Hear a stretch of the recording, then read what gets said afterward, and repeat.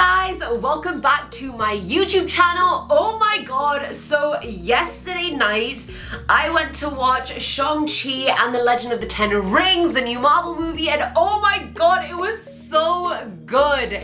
I went into the movie with absolutely zero expectations. Like, yes, I saw the trailer, but like I knew nothing about the movie other than that. But it actually just surpassed anything I could even have thought of the movie. It was so good. So let's get into my review. And just a side note, you guys, before I get into this video, there are a lot of spoilers, and I know the movie just came out this weekend, so if you have not seen the movie yet, then maybe watch it and then come back to this video afterwards, because I don't want to just ruin the whole movie for you. I want you to experience the movie as well, you know? And then we can all just have a conflab about it together. But before I get into the video, you guys, I just wanted to give a quick shout out to Skillshare for sponsoring this video. Now, you guys best already know this, but if you don't, Skillshare is this online learning community that features thousands and thousands of classes in topics from, you know, creative writing, marketing, productivity, freelance, you name it, they have it.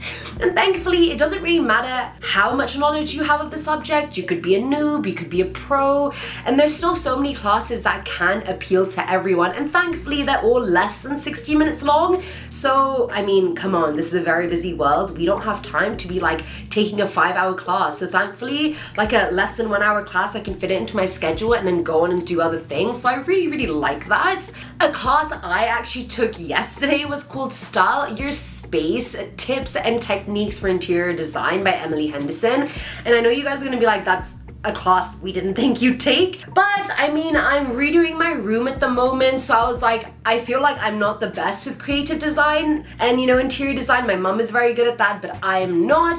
So I was like, let me just see some tips and tricks to see, you know, how I can kind of think about how to design my room, how to make it better. And it was really helpful. And I mean, I've seen so many interior design shows on Netflix, but they never really give you like proper tips. These are all people who already know what they're doing and, you know, are just going and designing, and it already looks beautiful. But this is like, how do we get there? How do we get to that stage where we know what items to pick and we know what will complement each other, what will not, what will contrast each other nicely, what will not. So I found that super helpful, and thankfully, because this is a learning only website, there are no ads. Like, I hate having ads when I'm actually really concentrating on something. And I know you guys are gonna be like, but you're a YouTuber, you put ads everywhere. Well, I mean, that's different. But if you guys do want to take classes and see what Skillshare is about, the first 1,000 of my subscribers to click the link in the description box will get a 1-month free trial of Skillshare. So I mean, you can also find out what you're into, what you're not, maybe build on things that you're already very good at. So I mean, let me know if you guys do end up clicking the link and tell me what classes you end up doing. But anyway, let's get into my review. If you are new here, please subscribe and leave a like for me. And if you're not new here, welcome back, buddy, I missed you. So me and Julian kind of messed up because we got to the movie a bit late. So the movie started at 10 and we thought there was gonna be like 15 minutes of, you know, ads and trailers and whatnot, but there wasn't. So by the time we got in, we were actually already at the point where Shang-Chi's parents are meeting for the first time and having their, you know, like combat scene. Like, it is a fighting scene, but it looks more like fight dance scene. So that's when we first went into the cinema. But then when I got home and like I googled the plot and stuff, I was like, okay, we missed the whole backstory of Sean's dad, which would have been really helpful had I known that, because I was like, where did he get the 10 rings from? So it makes sense. I missed all that backstory at the beginning, but I caught up very quickly. Asian American parents, I feel like, are very similar to Daisy and Brown parents. Like in the scene where Katie and Sean are at Katie's house and Katie's parents are like, oh, you're so talented, why don't you actually do something with your life instead of just waste it away? I was like, that cut me deep. I was like, I can relate hard to that. My parents say that to me 24/7, so I get it. Okay, so the first proper action scene when the two of them are on the bus on the way to work was so intense, because I was like, where do these people even where did they come out from? I was like squeezing Julian's leg to the point like his blood stopped like going. I was like, oh my god, what's gonna happen? Who's gonna die? What's going on? And I feel like that was true for every single fight scene throughout the whole movie. Like every single fight scene in the movie like had me on my proper toes. Like I've seen all the Marvel movies now, and there wasn't that many scenes that I was like, oh my god, what's gonna happen? Is that person actually gonna survive? Are they not? Because obviously it's Marvel and everyone always survives, except Tony Stark, RIP, and of course Black Widow. But I was like, these scenes were actually like heart palpitation worthy. The guy on the bus videoing it like it was a world star fight and commentating like, oh, you got this, dude, you got this. I was like, this is so funny. I feel like Shang-Chi had a lot more comic relief than most of the other Marvel movies. Correct me if I'm wrong, you guys. And thank God afterwards, Katie was like, who the hell are you? Like, I've known you half your life. How, when did you even gain these skills? And then we find out that his dad trained him to be an assassin from the age of 7. It's like, how can you do that to a child? How can you literally do that to a child, your own child? I mean, I know you're going through shit. I mean, I know your wife got killed and whatnot, but like, you can't do that to him. And I obviously understand Wenwu wanting to avenge his wife's death, and I'm fully about that. If I was him, I would also do the same thing, but why would you do that in front of your kid? Like, he's already gonna need years and years of therapy anyway. Why would you do this and just make everything so much worse? And also, I was more surprised that I should have been at the fact that Wong from Doctor Strange was in this movie as well. Like, he has a few cameos here and there, but like, he wasn't a main character by any means. But I don't know why I was surprised he would be in this movie, because he's one of the only other Asian Americans like in Marvel. Not that I was gonna be like, oh, they're gonna all be in one movie, but I was surprised he was in the movie, but I shouldn't, because this is Marvel and they always intertwine that shit. And honestly, Xia Ling was my favorite character in the movie by far. Like, yes, I love Sean, but his sister, like, she was just such a badass female character who literally taught herself how to fight based on just watching other people fight, and then goes on and does it better, and also, you know, finds this like unethical fight club, but like, that's besides the point. We like women on top. And I feel like because Simu Liu, the guy who plays Sean, is a stuntman as well as an actor, I thought all the fight scenes were done really, really well. Like the one right at the club, when the club just gets attacked on the scaffolding outside the building, was crazy. Like, they're up how many feet in the air? I mean, not actually, like, obviously it's all CGI, they're probably on the ground for the filming, but like, in the movie, they're like so many stories high. Katie's somehow like there, like going from a valet to like, you know, scaling this building. I was like, well, that's not natural. How did you get the skills to do that, Katie? They also made Macau look amazing. Like the fight at the club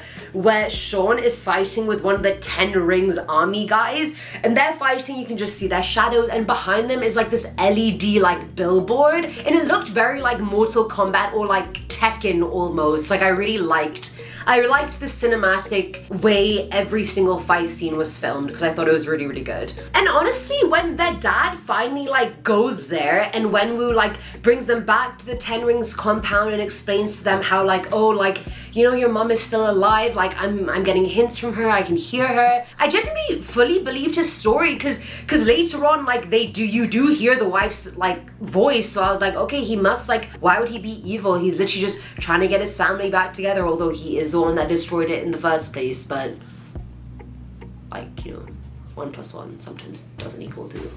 Okay, I'm just laughing even thinking about this. Trevor Slattery and Morris were the highlight of the movie for me. They were both so funny and well done and just good. Okay, first of all, why did he call him Morris? Like, he's like this little like furry thing with wings, and he's such a cute little thing. Like, I found the whole thing hilarious, and I love the fact that like we finally have the Mandarin and Wenwu in the same compound, and he's like, oh yes, like, I was obviously paid to impersonate this terrorist, and lo and behold, he's got me captive now. Obviously that wasn't a line, but I just found it hilarious that also Trevor was the only one that could translate what Morris was saying. I was like, this is so funny. If he's along for the whole journey, this movie is gonna be epic, and it was. So after we meet Morris and we meet Trevor Slattery, and then they're on their way to Tarlo, I was like, this is so fun. Even going through the moving maze, I was like, anxiety, like through the roof again. I was like squeezing the blood out of Julian's leg. I was like, oh my god, are they gonna make it? Is the forest gonna eat them up? I don't know. But obviously they made it and all was well. So then they finally get to Tarlo, and that's when we find out that the dad is actually just being baited by the darkness. He's not hearing his wife at all, and his wife isn't, you know, behind the sealed dragon scaled thing. And then I'm like, I knew it, obviously, because if she was there and she was just being held captive, like the movie would have ended in 10 minutes. Like, had it been that easy, there would have been no movie or plot, you know what I mean? So obviously there at Talo, we meet Ying Nan, who is Xialing's and Sean's aunt, and she's the one who explains the whole Dweller in the Darkness. And that's when I kind of realized this movie has a lot of exposition. And if you don't know what that means, that's basically just like people explaining the past and what's like explaining backstory. And I found that a lot of the scenes just have the older characters like Wenwu or Nan just explaining just past events to the main characters, which I mean, I didn't mind that. Like, I mean, I think there was a lot of that because I feel like obviously they didn't want to add more to the budget and actually create these scenes as flashbacks. So like, obviously exposition was the only way to go. And like, Katie and Sean are like, wow, that's what happened. Like, it was still good. I know I'm making fun of the movie, but it was actually really good. I love how that when they're preparing for this war with their dad, Katie's like, just has a bow and arrow, and she's like, yeah, let me just become an archer in a day. Like, that skill doesn't develop in a day, Katie. It doesn't even develop in a week or a month. So just put it down, you know? Just act dead on the ground with Trevor and Morris. That's what you should be doing. And also, can we just address the elephant in the room, which is those weird slow motion close-up shots when Sean and Nan are kind of like fighting. And it was also at the beginning when his parents are fighting or like fight dancing. Like there was this weird, like really close-up slow-mo shots while they're doing this like, you know, fight kind of dance sequence. And I was like, why do we need these close-ups? This is not a K-drama. And the fight at the end was genuinely crazy. I kid you not. Like at that point, I think Julian's leg was numb. Like the blood flow was completely stopped. I was like, oh my god, like the great protector. Like, oh my god, Sean just got hit into the lake. Is he drowning? Is he gonna survive? Like the scene kept you on your toes the whole time. Like I was like doing this. I was literally like the whole time. And Julian was like, can you calm down? I was like, no, I can't calm down. Can you look at this? The bit that honestly got me so hard was when Wenwu is punching the seal with the 10 rings, and I was like, this is not gonna hold for that long. Like, this is the 10 rings, and the more he punches this thing, it's gonna crack eventually, and obviously it was cracking since those little monsters were just flying out of it. And the final fight between Wenwu and Sean was honestly riveting to watch because of the transfer of the rings and the combination of like the Talo magic that Sean is fighting with, as well as like all the martial arts he's learned from his dad.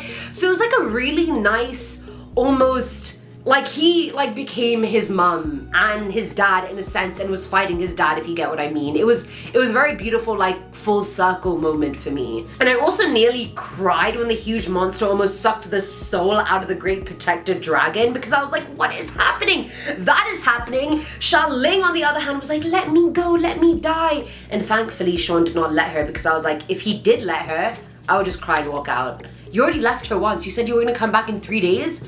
How many years has it been, Sean? 10? And obviously we have the boss moment when Sean puts the rings into the Dweller of Darkness and kind of kills him from the inside out while hovering over this giant water display. I was just blown away. I think the whole movie was really good. Like, I love the fact it became comic again when we find out that Katie's actually just retelling the story to their friends. But also at the end when Wong comes out of nowhere and summons Sean and Katie, I just don't understand why he was like, oh Katie, you too. Because it's not like, I don't understand why she was summoned onto this mission. It's not like she's Hawkeye and she can actually shoot a bow and arrow. Like, she hit the Dweller in the Darkness in the neck, yes, but that was probably a fluke shot. Come on now. Like, other than the fact that this is needed for like plot and probably because of the fact she's signed 3 movie deals, like, I don't think she's necessary. She's really not necessary. Okay, so I also fucked up because I thought the mid-credit scene was the post-credit scene. So I was like, why was this scene so weak? Like, it's just Captain Marvel, the other idiot, and Banner. Like, Captain Marvel, yes, I know I haven't reviewed it yet, but Captain Marvel was shit in my opinion. And then I didn't even realize, like, I literally, me and Julian just left. We didn't even realize there was a post-credit scene because we thought that was that. So obviously when I went home, I then read about it and saw the screenshots, and I was like, if Xialing now is the head of the 10 rings, I hope that doesn't mean she's gonna be a problem in the future now. You know what I mean? Like, she was such a good character and I feel like everyone really, really liked her. Like, I think this movie smashed it out of the park. And also, like, kudos to Simu, who's actually from Mississauga. Like, yes, he's like Asian Canadian, but like he's like repping Toronto. So I was very happy about that. I was like, you know, dreams really could come true. Maybe I should become a stunt woman. And then maybe I can become a Marvel superhero one day, like Kumail Nanjiani. I could be Miss Marvel, you guys.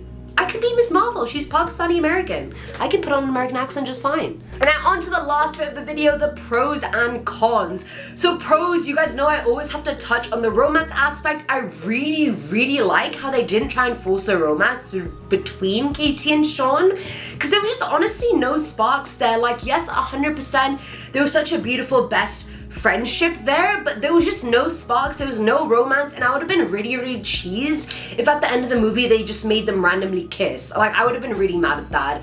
So I was really happy that this movie genuinely had nothing to do with romance. It was more about like family ties, what is going on, the legends and everything, like nothing to do with romance, because let's face it, there's too much of that in today's day and age. You don't need that in another movie. You want to watch a rom-com? Go watch 10 Things I Hate About You. Now, my cons for this movie are not huge, but like one thing that I picked up on was the fact that I really didn't like Wenwoo's lines when he had lines in English, because I feel like the English lines were very Americanized, like westernized, and almost like, it just didn't seem like that's what like an Asian dad would be saying to his son. Like things like, you know, oh, you are going to be done for, boy. Like I can't even imagine like one of my like Chinese friends' dads saying that. You know what I mean? So I feel like the English lines were not adapted as well as they could have for the plot. But I mean, that's like me really nitpicking, and me, that's like the actor in me coming out and being like, I don't know how I felt about that.